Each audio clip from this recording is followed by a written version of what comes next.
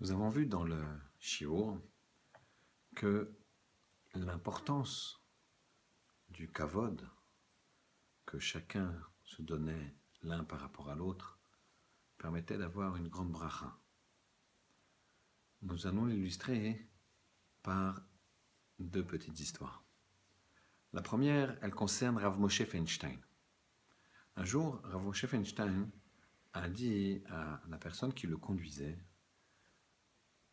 de l'amener à un mariage et ensuite dans un autre endroit où il avait une urgence. Il lui a précisé que le mariage, il resterait que quelques minutes et qu'il l'attende pour repartir immédiatement dans le deuxième endroit car c'était urgent.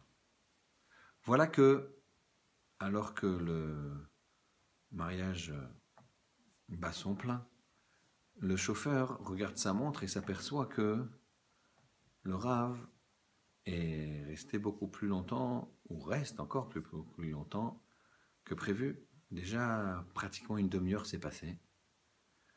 Et il commençait presque à s'inquiéter quand le Rav est apparu, essoufflé, avec des dizaines de personnes qui dansaient autour de lui. Le Gadol Hador, Rav Moshe Feinstein, avait apparemment dansé et dansé avec le Khatan. Il rentra dans la voiture et demanda au chauffeur d'aller le plus vite possible à l'endroit déterminé, le deuxième endroit. Voilà que le chauffeur était très curieux de savoir ce qui s'est passé. Rav Moshe Feinstein lui a dit: écoute, je suis arrivé et la choupa venait de commencer. Et je me suis dit, j'attends juste la fin de la choupa. Et dès que c'est fini, je rentre, comme c'était prévu. Je pars. Et puis, après, je me suis révisé. Le khatan ne m'avait pas donné de bracha. Et il n'y a pas de problème. Il y avait d'autres gens à honorer. Mais je me suis dit que si je partais comme ça aussi vite, peut-être que le khatan penserait que je suis vexé.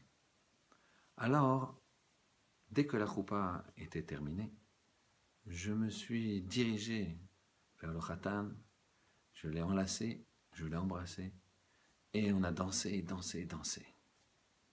Je ne voulais absolument pas qu'il pense que j'étais vexé, et donc que ça lui gâche ce jour extraordinaire de mariage. Vous voyez comment Rav Moshe Feinstein, cette finesse de donner du kavod à l'autre, de faire vivre l'autre, et comme dit Rashi dans la Gemara, le kavod, c'est de donner la spécificité à la personne. Nos maîtres nous donnent beaucoup d'exemples dans ce sens, à nous de les imiter. Une autre petite histoire de kavod extraordinaire, le Rav Soloveitchik, un jour il était à sa table de Pessah, et voilà que vous savez qu'à Pessah, on met une nappe blanche, on met les plus beaux couverts, on met toute la plus belle vaisselle. Et devant cette table extraordinaire, le Rav avait invité les Bachurim et différentes personnes. À un moment, alors qu'on verse le verre de vin, il y a un Bachour qui, de façon maladroite, renverse le vin sur la table. À ce moment-là, le Rav, immédiatement, fait fin de faire un geste lui également et fait tomber également son verre sur la table en disant: ah là là, je sais très bien que cette table est mal calée.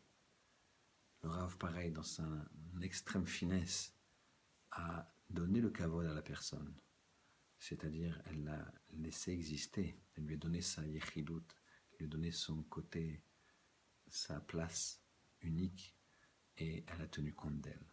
Qu'Hachem y fasse qu'on ait toujours le regard sur chacun de façon kavod, c'est-à-dire de mettre chaque personne à sa place, chaque personne étant yachid, étant une personne unique à nos yeux, et bien sûr unique aux yeux d'Hachem.